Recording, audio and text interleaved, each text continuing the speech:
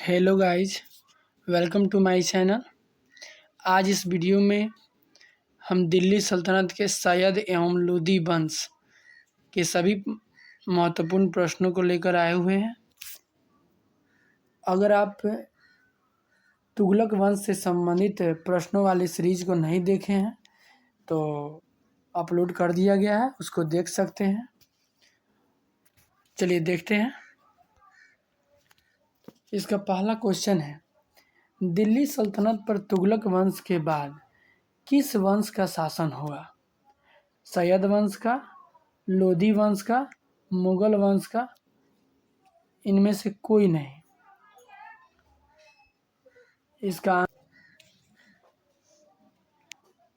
Answer होगा सैयद वंश। क्या होगा इसका आंसर? इसका आंसर होगा सैयद वंश। चलिए दोस्तों, नेक्स्ट क्वेश्चन को देखते हैं। नेक्स्ट क्वेश्चन है, सैयद वंश की संस्थापक कौन था? खिज्र खां, मोहम्मद सलाउद्दीन, आलम शाह या बहलोल लोदी? तो सैयद वंश के संस्थापक जो था वो खिज्र खां था। कौन था? खिज्र खां था। नेक्स्ट क्वेश्चन को हम देखते हैं। नेक्स्ट क्वेश्चन है, किसने रयत आला की उपाधि धारण किया था? किसने रयत आला की उपाधि धारण किया था? खिज्र खां, मुबारक शाह, मोहम्मद सलाउद्दीन, आलम शाह? इसका आंसर होगा खिज्र खां। क्या होगा? खिज्र खां होगा। नेक्स्ट क्वेश्चन को देखते हैं, लोदी वंश का संस्थापक कौन था? लोदी वंश का संस्थापक बहलोल लोदी, सिकंदर लोदी, इब्राहिम लोदी, खिज्र खां? तो लोदी वंश का संस्थापक जो था वो बहलोल लोदी था। दोस्तों, सैयद वंश जो था उस वंश में अच्छे शासक नहीं होने के वजह से इसका शासन जो है अधिक दिनों तक नहीं चल पाया, अधिक वर्षों तक नहीं चल पाया और अंततः यह सैयद वंश खत्म हो गया। और उसके बाद 1451 ईस्वी में लोदी वंश की स्थापना हो जाती है दिल्ली सल्तनत में। इसलिए सैयद वंश के बहुत कम ही क्वेश्चन इसमें लाया गया है। नेक्स्ट क्वेश्चन को देखते हैं, दिल्ली में प्रथम अफगान राज्य की स्थापना का श्रेय किसे दिया जाता है? बहलोल लोदी को, इब्राहिम लोदी को, सिकंदर लोदी, मुबारक शाह? तो इसका आंसर होगा बहलोल लोदी। कौन होगा? बहलोल लोदी। नेक्स्ट क्वेश्चन को देखते हैं, खतौली का युद्ध किसके किसके बीच में और कब हुआ था? ऑप्शन नंबर ए, महाराणा सांगा और इब्राहिम लोदी 1518 ईस्वी में, इब्राहिम लोदी और सिकंदर लोदी 1526 ईस्वी में, बहलोल लोदी और महाराणा सांगा के बीच 1530 ईस्वी में, इब्राहिम लोदी और पृथ्वीराज चौहान के बीच 1518 ईस्वी में।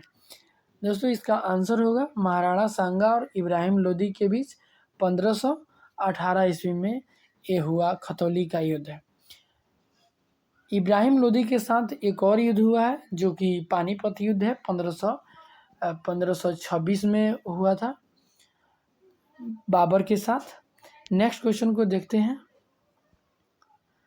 निम्नलिखित में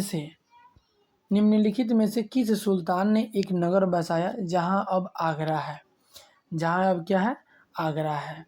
तो इसका ऑप्शन देखते हैं, मोहम्मद बिन तुगलक, बहलोल लोदी, इब्राहिम लोदी, सिकंदर लोदी?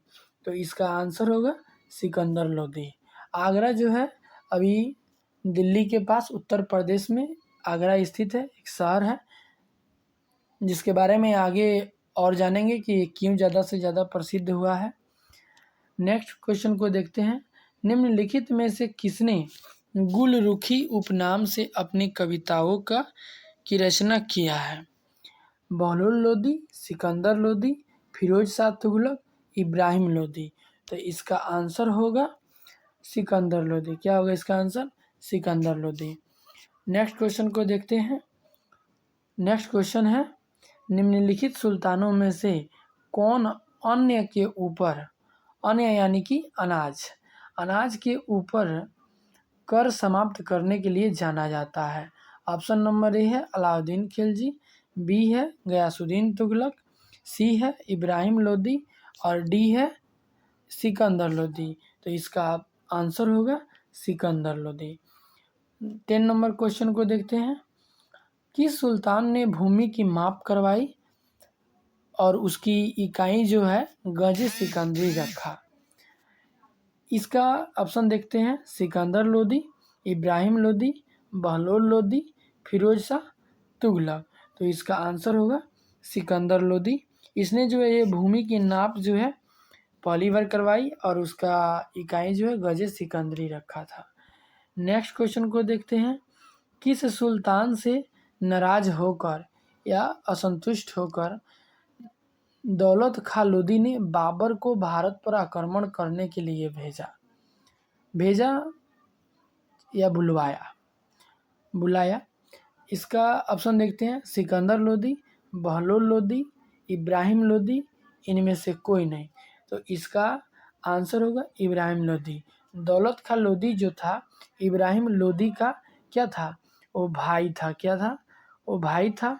और कुछ कारणों से इन्होंने जो है बाबर को आमंत्रित किया इब्राहिम लोदी पर आक्रमण करने के लिए। नेक्स्ट क्वेश्चन को देखते हैं। नेक्स्ट या लास्ट क्वेश्चन को। पानीपत का प्रथम युद्ध कब और किसके साथ हुआ था? ऑप्शन नंबर ए देखते हैं। बाबर और इब्राहिम के बीच हुआ था 1526 में। बाबर और सिकंदर लोदी के बीच 1518 में। इब्राहिम लोदी और दौलत खां लोदी के बीच 1527 में। बहलोल लोदी और बाबर के बीच 1530 में। तो इसका आंसर होगा दोस्तों, इसका आंसर होगा बाबर और इब्राहिम लोदी के बीच 1526 में हुआ। और अंततः इस पानीपत के युद्ध के बाद लोदी वंश का पतन हो गया और फिर बाबर का शासन यानी कि मुगल वंश की स्थापना होती है बाबर के द्वारा, जो कि आने वाले वीडियो में हम देखेंगे।